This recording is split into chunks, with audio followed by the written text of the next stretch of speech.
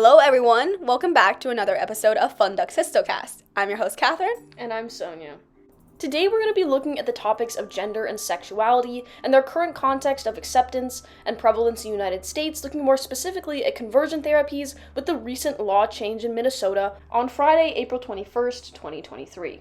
On the state, the Minnesota State Senate passed the bill to ban conversion therapy in the state, with passing 36-27, with 2 Republicans voting yes on this ban.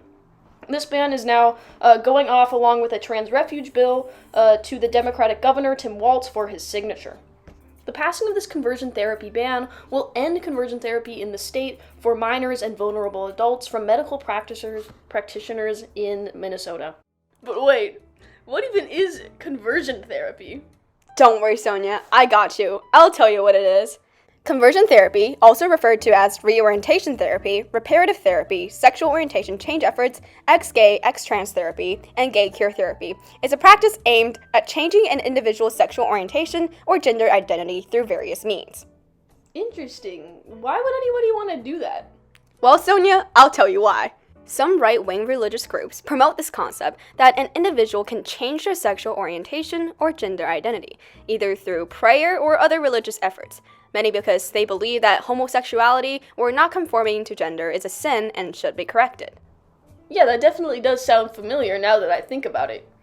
Oh wow, Sonia. Would you care to tell me about the historical context of gender or sexuality conversion therapies? It would be my pleasure.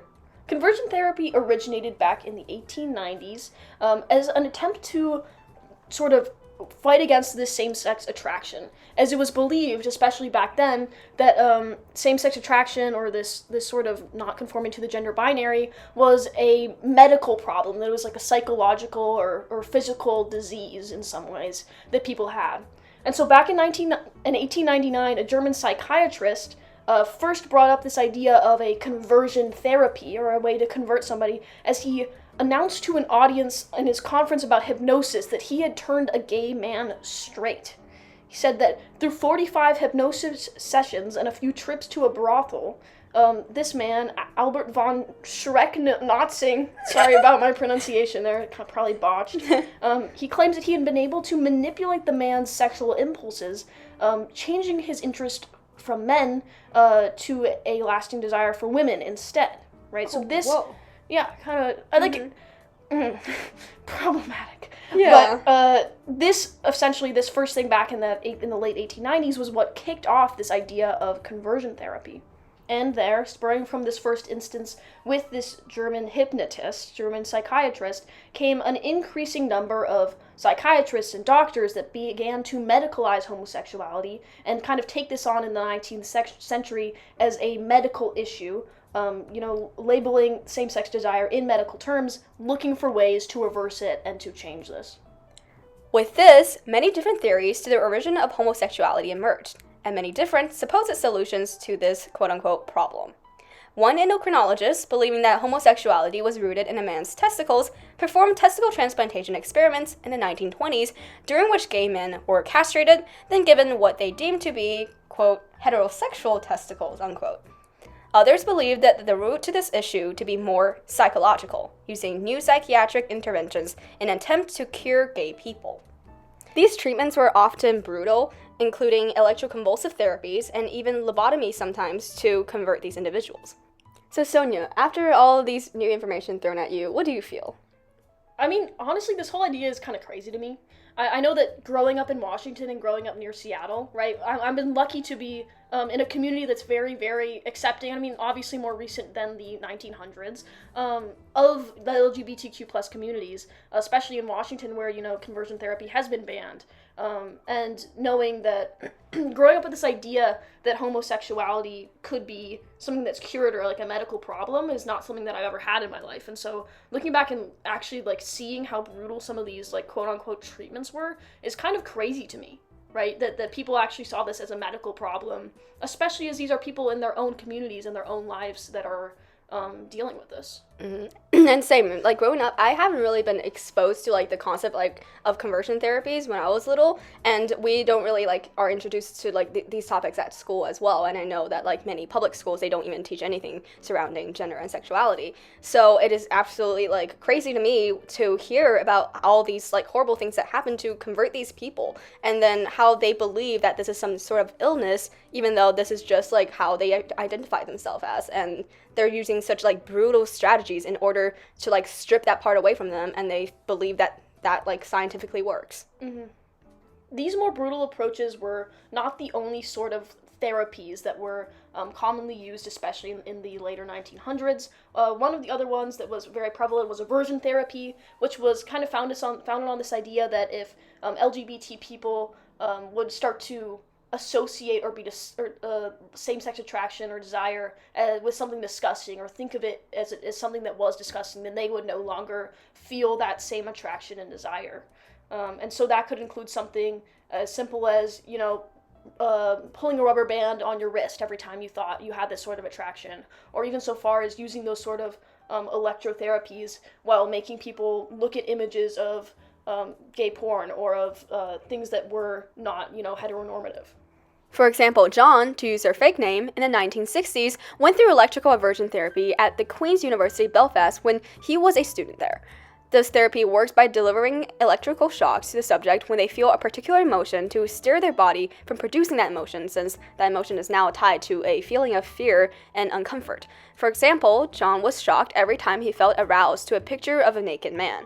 John was also encouraged to date women during the span of his therapy. It has been estimated that over 1,000 people have received this kind of therapy, and there is no research proving that this works. Eventually, these medical communities began to distance themselves from this conversion therapy and this idea that homosexuality was some sort of psychological or physical disease. In 1973, the APA removed homosexuality from its manuals, and medical professionals began to really distance themselves from these sorts of techniques that were so often used. Still, in its place, medical conversion therapies were not the only sort of conversion therapies around. So even as the medical community started to distance itself from this sort of practice, there were still many, especially religious and other organizations, that would have these conversion therapies, especially that became more prevalent in the 1990s, trying to, quote, pray away the gay, especially since they had many of those have very strong beliefs about homosexuality being a sin. And these conversion therapies often come with many harms. Having been forced to do conversion therapy, for example, shows that their parents and caregivers are not accepting them for who they are, and according to the Gay and Lesbian Alliance Against Defamation, these rejected LGBTQ+ individuals were found to be 8.4 times more likely to report having attempted suicide, 5.9 times more likely to report high levels of depression, 3.4 times more likely to use illegal drugs, and also 3.4% more likely, 4 times more likely to be at high risk of HIV and STDs. And these conversion therapies are also very expensive, as CNN finds that the estimated cost of these therapies amount to almost $100,000 per person, while when there are no interventions, just letting them be, it yields cost savings of over $40,000 per person. So these financially can be very alleviating for families if they don't force their child to go through these conversion therapies. And moreover, on top of all of the financial and the risk of suicide, this therapy is just morally wrong. And according to Victor Madrigal-Borralls, an UN expert, said, quote, "Practices of conversion therapy are rooted in the belief that persons of diverse sexual orientation and gender identity are somehow inferior, either morally, spiritually, or physically, because of their orientation or identity," unquote.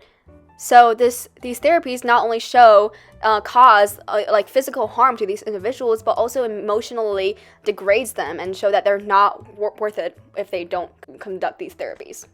What's really crazy to me is understanding the extent to which these parents and these people forcing, especially people into conversion therapy, are going to, right? It's super expensive. It's harmful to the people going through it. And yet you see thousands and thousands of parents or other community members forcing these people into conversion therapy just in order to try and stop them from their homosexual desires, right? That seems crazy to me, right? Where we see these such clear harms to it, and yet even today, we still have these practices going on. And I think it's because like they're willing to put that much money into it. It doesn't mean like their ultimate goal is to like hurt their child. Is that they like deep down they like themselves believe that this practice is what will be good to them, which is what really makes it even more scary, because they really like have this firm belief that like, you know, being homosexual is incorrect and it will hurt you in society or something. So they hold these values, which is why they force their child to do this. Not necessarily mean that they want their child to like be physically in pain,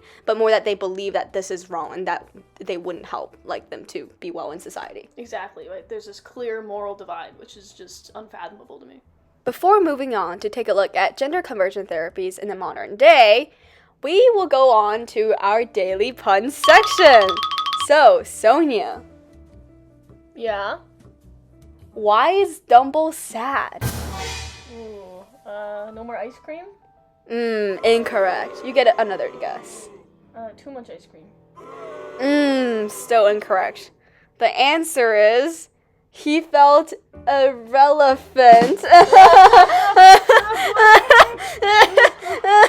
Oh, Sonia, it's so funny, You're right? really funny, Kevin. I am so funny. You are so funny. Yeah. Wow. In 2012, California became the first state to pass a ban on conversion therapy, banning children and teens under 18 from undergoing this sort of sexual orientation change efforts. This was a statement that was brought up in historic legislation, saying that the ban would target non-scientific therapies that have driven young people to depression and suicide. Following that, there are now currently 21 states that ban this sort of therapy for minors and vulnerable adults, 5 states that have a partial ban for minors, and 1 state, however, that prohibits banning conversion therapy, so has specific laws against banning this. Meanwhile, most other states, so 20 other states, 4 territories, don't have any sorts of laws or policies against this. And while, of course, these 20-some states that have banned this are a great step forward, it is important to acknowledge that some of these bans only prohibit conversion therapy done by medical professionals and do still leave some gaps for religious leaders or other sort of organizations for stepping in and offering these sorts of conversion therapies, now often called repetitive therapies and used in other names. I'm very shocked that right now, like, we see, like, there's 20 states that does not have any policies against, like, gender conversion therapies and other form of conversion therapies, and there's just so much ambiguity in these laws. So it really means that these therapies could be going on in these 20 states. And remember when I first talked to you about this topic, Sonia, you thought that gender conversion therapies were all banned in the U.S. You brought this up, and I was like, I thought this documenting history had to be on current news, Catherine. Right? Yeah, and then I came across this map and I saw that there are only half the states have actually less than half have banned it, but the other half they either approve it or these other 20 states have no any laws, which I feel like is really pretty scary. It's definitely important to acknowledge that some of these do have bills going through towards state senates, and hopefully we will see more laws passed banning this in the next few years.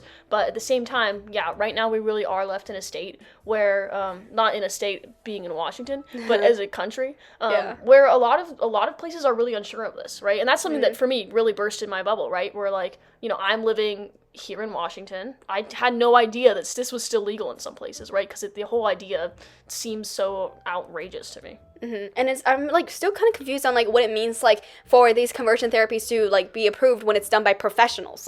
What counts as a professional conversion therapy? And medical professionals, a licensed professional. Yeah, but what difference? Right, so if you're looking at a medical still professional versus a religious leader, right? That's they're still equally bad, right? Cause, yeah. medical, because they're still equally bad. So yeah. And I'm just going to share some statistics right now to show how widespread gender conversion therapies are in the U.S. Right now we have 698,000 LGBTQ plus adults in the U.S. have received conversion therapy, including about 350,000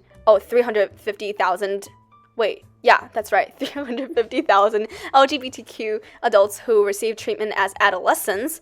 We have about 20,000 LGBTQ youth will receive conversion therapy from a licensed healthcare professional before they reach the age of 18.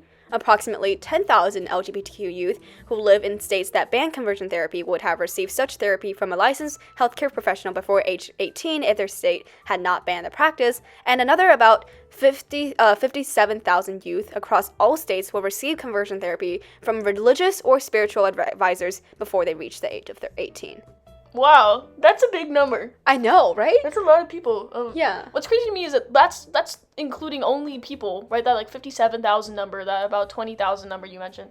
That's only including youth who would have been put into that from the ages like 13 to 18, right? Mm-hmm, yeah. And so I understand that there might be adults that self-select to go and do some sort of conversion therapy, which, at that point I think it's their own choice. But yeah. And these are all, only the documented ones. And, we don't know how much more are going behind the back. And, they're just secretly conducting these. And there definitely are. Looking at one example of these religious conversion therapies, looking at George. So George became Christian when they were 17. And they were presented with a list of sins that they might have committed before they joined the church. And being homosexual was one of them. And after revealing that he was gay, they were told that God would never make them gay. So the church called in another pastor from another church to, quote, pray their gay away, unquote. And according to George, quote, it was lengthy, it was loud, it was two adults shouting and pushing down on my head, forcing me to my knees. I remember being especially afraid of the pastor who had really piercing eyes. It went on, and they wouldn't stop until I said that I felt a change. I hadn't been diagnosed back then, but I now know that I'm autistic, and the experience was totally overwhelming for me, unquote. George was then told that they should change their name to Georgie to embrace their feminine side, and the name George was too masculine, and so they became Georgie. George said, quote, I was forced to embrace the feminine and reject the masculine in the way that I dressed, behaved, even in the friends I had. I was also made to cut ties with my first ever girlfriend. But at the same time, my mental health bombed, my self-harm increased dramatically, and I was depressed. They later tried to commit suicide. It wasn't until they turned 38 that they divorced the man that they had 4 kids with and embraced their homosexuality, showing the lasting impact of gender conversion therapies on these individuals. This sort of intersection is really interesting to me. There's a lot of parts of George's story, right, which is, I think, terrible, right? But looking at how these conversion therapies are kind of used as a way to really not only suppress those people's tendencies, but really force them into a life that they don't want, right? Hearing that George was, married to a man, which, until they were 38 years old, right? Yeah. Being forced to, raise a whole family and have a life with this person when it wasn't what they truly wanted in life. And I also think that this sort of intersection, we've talked about how there's a lot of religious organizations that are performing this sort of conversion therapy and offering these, quote, treatments.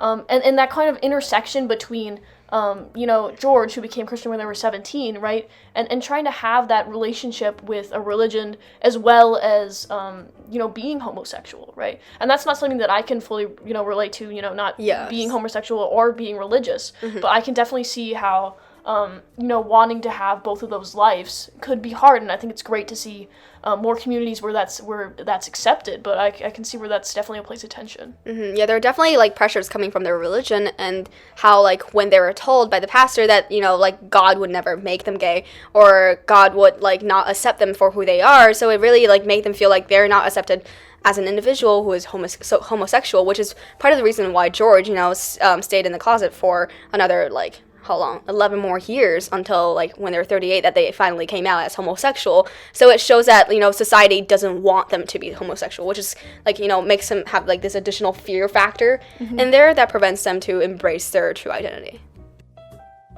And when we look at these people who have gone through this conversion therapy, as you said before, hundreds of thousands of people in the United States alone, some of these people have become activists in working towards banning these conversion therapies and banning these practices, not only in the United States, but worldwide.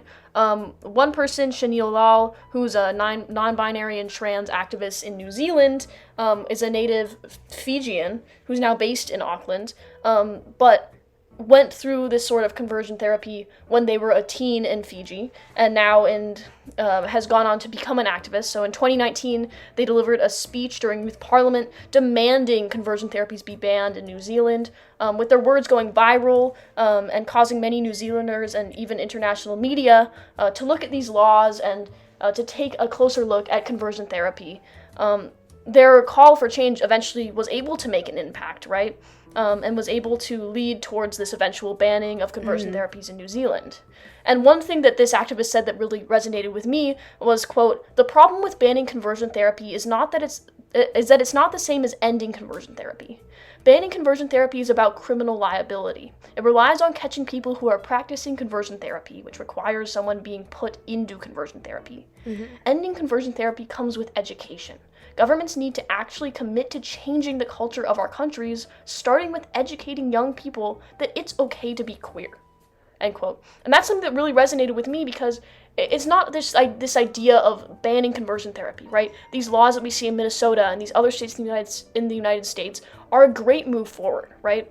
But if we don't increase this education, increase this acceptance, then the problem is still going to be there. And we see that we're not even close to banning with these conversion therapies, as we have like 20 states that still do not have any policies that state that there can be no conversion therapies conducted in the state. So we're still like far away to achieving what New Zealand have already achieved. But it is worth to know that, you know, some states, like the 20 states that have already banned it, also do include like education on these topics, on like LGBTQ plus communities, and also like these topics. So I guess that there are moves forward, but there are definitely places that needs dramatic improvement. Exactly. Globally, conversion therapy can take many forms. I know we've talked in our podcast so far about kind of this history with shock therapy, as well as with aversion therapy and current, therapy talking with a religious organization or medical practitioner, but this sort of conversion therapy does come in many, many different forms. We see very commonly throughout the world, we see that there's a lot of detention or imprisonment, excessive exercise, forced sex, or even forced marriage to try and combat these homosexual desires. And yeah, in some cases there's like exorcism as well. Yeah. So like all forms are really present in all the countries.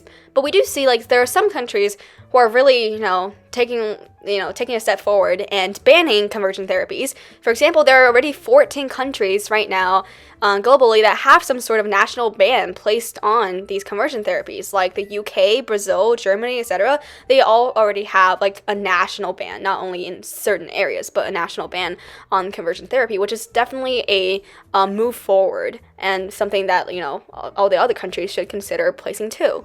However, in other countries, even though conversion therapies are not like widespread, for example, they're still like very like stigmatized towards homosexual individuals or LGBTQ plus individuals. For example, in China, where I came from, there used to be a very like heavy like stereotype towards LGBTQ plus individuals, and so which causes many people trying to like, I guess, convert themselves to not be gay. For example, a Chinese man posted on a conversation platform in China. He shared his experiences on converting himself to not be homosexual due to the societal pressures that he faces of marrying someone of the opposite sex, after he himself shared that he watched gay porn for 10 years. So then he began trying other strategies, such as reading the book Growing into Manhood, Resuming the Journey, and also eating oysters and exercising and running to make himself heterosexual and be more interested in women as what society wants him to. But even after trying these strategies for years, he still ended up returning to watching gay porn, and he like openly shared this experience on the internet, and now he is trying to do more of these same strategies repeatedly to fight off the sexual desires for the same sex. And I think, according to him, quote, he like achieved success, and now he's sharing his experiences on the internet and in the comment section, and we see in the comment section below there are actually a lot of people, like 25 other people, asking him for his strategies to like help themselves to not be homosexual as well. So we see this trend of these people like teaching each other on like converting themselves. I think it's really a shame to see that in so many places in the world that it's become so stigmatized to be homosexual or to be part of this LGBTQ community, that people not only in this community are not only being not accepted by others, but and so many times can't accept themselves. And I think that that's really something that's really fundamental to one's own life. So I think that it's really terrible that such societal norms are pushing people to this extent where they can't feel comfortable with themselves. Yeah, and especially in like countries without like access for like gender affirming therapies, like they have no other choice essentially. So they're trying to like do these conversion therapies so that they can live a normal life, because otherwise they don't have resources for these gender affirming therapies to like perform like transgender surgeries. So they're like stuck in their body that's not theirs. So the only strategy that's left for them to do is to make themselves not be a part of this, this community. All in all, I strongly believe that the April 21st, 2023 Minnesota law change banning this conversion therapy, which will hopefully be signed into law very soon, is great. I think it's great that we're seeing this move towards banning conversion therapies, banning this practice that has brought harm to hundreds of thousands of people throughout the whole world, right? But I do have to agree with that activist in saying that I think that this is one step forward, but that we have to keep on moving. Hopefully we'll see a national ban in the future. And hopefully we can see that not only will we be criminalizing this sort of conversion therapy, but that eventually we'll be able to have enough education and to bring forward a society where being part of the LGBTQ plus community is accepted. Not only so that we can accept other people around us, but also so that we can allow those people to accept themselves. Mm-hmm. So I feel like open conversations are definitely a very important factor in, trying to make this movement go further and help us achieve the national ban soon, because as we know that a lot of people are not really aware or have a deep understanding of the gender conversion therapies and sexuality conversion therapies. And this lack of education, this lack of knowledge on this topic really prevent them to understand how brutal and cruel this act is. And by understanding what this therapy truly means for these homosexual and LGBTQ plus individuals, they can really foster more compassion and lead to more activism being done to really achieve the step forward into banning this altogether. Well, that's it for this episode of Fun Duck Hisotcast. We'll see you next time. Bye! We're Fun Duck Hisotcast. We're here to say, learning new knowledge makes our day. Spreading love and spreading cheer to everybody far and near. Today we introduced a new topic, growing all your problems from microscopic to huge. Stop, look at the world. Let's get this history unfurled. Conversion therapy is a sin. We cannot let this practice win. Stand strong and accept the people around you. Let's create a better world. The outcome will astound you. We're Fun Duck Hisotcast, and we're here to say, learning new knowledge makes our day. Spreading love and spreading cheer to everybody far and near.